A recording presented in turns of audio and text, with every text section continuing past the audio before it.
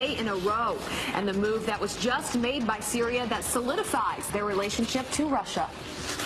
Everybody in the country illegally is subject to being deported. And Attorney General Jeff Sessions doubling down on the dangers of illegal immigrants. What we can expect today when he heads to the border with DHS Secretary John Kelly.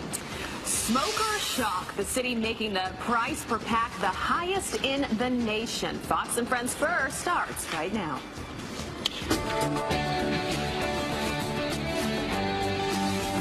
Morning to you. You're watching Fox and Friends First on this Thursday morning. Thank you so much, as always, for joining us. We appreciate it. I'm Heather Childers. Yeah, happy Thursday to you. Good morning. I'm Abby Huntsman. Thanks for starting your day with us. And we do want to get straight to a Fox News alert. And Vladimir Putin's dangerous game of cat and mouse is intensifying. Russian bombers flying just 36 miles off the coast of Alaska for the second night in a row. This time, the U.S. not intercepting, instead launching an aircraft warning.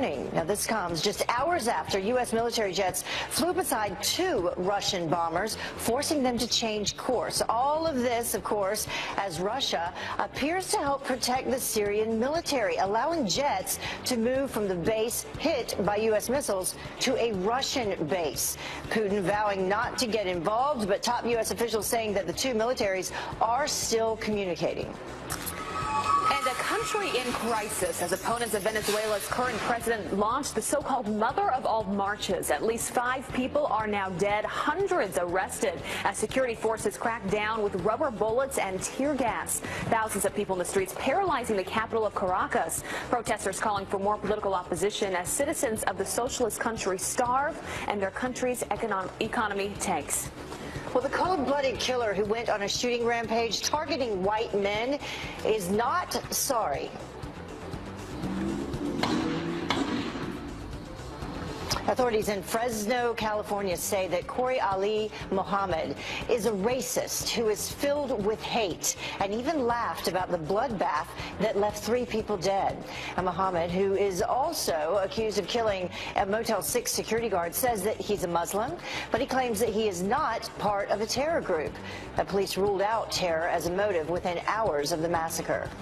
Well, brand new questions are swirling around the suicide of disgraced NFL star and convicted killer Aaron Hernandez. His family is now demanding some answers. His legal team vowing an investigation, saying he was in good spirits and looking forward to appealing his life sentence murder conviction. Well, Hernandez found with the Bible verse John 3:16 written on his forehand, referring to life after death. Investigators also looking into reports that he smoked synthetic marijuana before hanging himself in his cell with a bed sheet, the same drug that he used the night he killed his friend Odin Lloyd. Well, securing our borders and taking down criminals. The Attorney General and DHS Secretary sending that strong message as they head to the southern border today. Griff Jenkins is live for us from Washington, D.C. to preview the trip. Good morning, Griff. Hey, Griff. Good morning, Heather and Abby. It was a centerpiece of the president's campaign, secure the border and build that wall. Now, Attorney General Jeff Sessions and DHS Secretary John Kelly will make a visit to the southern border today with stops in El Paso and San Diego. The Attorney General saying it's time to get serious. I think the border wall needs to move rapidly.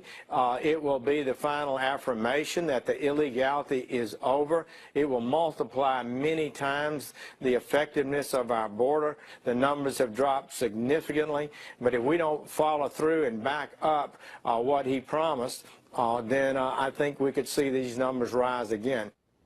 And the numbers are down. A new report says immigration arrests have spiked 32% since President Trump took office. Some 21,000 illegals rounded up in fewer than 3 months. But criticism comes as the first dreamer, one of those who received deferred action as a child under President Obama's program, is deported. A group the administration said wouldn't be targeted and maintains today isn't being targeted. DACA enrollees are not being targeted. I don't know why this individual was picked up. Everybody in the country illegally is subject to being deported. So people come here and they stay here a few years and somehow they think that they're not subject to being deported. Well, they are. And Secretary Kelly says it's about time that politicians get behind our patrol officers on the front lines. For too long, the men and women of my department have been political pawns. They've been asked to do more with less and less and less. Sessions also says that March was the lowest month in 17 years of illegal immigration at our border. The two will have a press conference there later this afternoon. Guys? All right. Look forward to that. And that gentleman's status had expired, the one that was deported. Yeah, so. back in 2015, Yeah. what they're saying. That's correct. You. Thanks, Thank you, Griff. Well, border security is a top priority for Attorney General Jeff Sessions, so much so that he's calling this a, quote, a new era. Fox News contributor Steve Cortez doubling down on the border orders, saying that this is exactly why President Trump won the election. He is delivering on his promise. He is securing the border. Illegal crossings are down dramatically. Deportations are up dramatically. And he has promised to get dangerous illegals out of here immediately. Now, in the case of Mr. Montez, the facts are disputed. He's going to have his day in court. But let's just say he's right. And I happen to believe Homeland Security. But let's say he's right. Okay. That would be one person out of 800,000 DACA people that we mistakenly deported. That's a pretty darn good record. Well, new overnight, Vice President Mike Pence and his family just wrapping up a tour of Indonesia's largest mosque as he continues his first Asian tour. The Vice President reaffirming the strategic partnership between the U.S. and the world's most populous Muslim nation and praising the country for practicing a moderate form of Islam during a meeting with Indonesia's President Joko Widodo. Well, the controversial Obama-era Iran nuclear deal now on the chopping block. Fox News chief Washington correspondent James Rosen with the Trump administration's vow for a complete review. In a letter to House Speaker Paul Ryan, Secretary of State Rex Tillerson certified Iran is meeting the terms of the Joint Comprehensive Plan of Action, or JCPOA, better known as the Iran nuclear deal. Yet Tillerson also announced the National Security Council will lead an interagency review of the JCPOA and indicated the U.S. has little interest in allowing the deal as presently configured to remain in effect. It really does not achieve the objective. It is another example of buying off a power who has nuclear ambitions. We buy them off for a short period of time, and then someone has to deal with it later. We just don't see that that's a prudent way to be dealing with Iran, certainly not in the context of all of their other disruptive activities. At the White House, a spokesman for President Trump voiced skepticism that Iran is complying with the JCPOA. Is the president concerned that Iran may be cheating? That's why he's asking for this review. I think that there's, if he thought everything was fine, he would have just, allowed this to move forward. I think he's doing the prudent thing by asking for a review of the current deal. Finalized between the U.S., Iran, and 5 other world powers, the JCPOA imposed time-limited curbs on Iran's nuclear program, along with enhanced inspections, in exchange for tens of billions in sanctions relief. As a candidate, Donald Trump stopped short of saying he would rip up the Iran deal, instead vowing to, quote, police it so tough the Iranians wouldn't have a chance.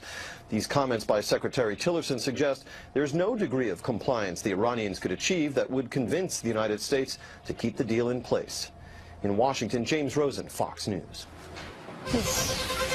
Well, here's a question for all the smokers out there. How much is too much to pay for a pack? Well, one big city about to raise prices to the highest in the nation.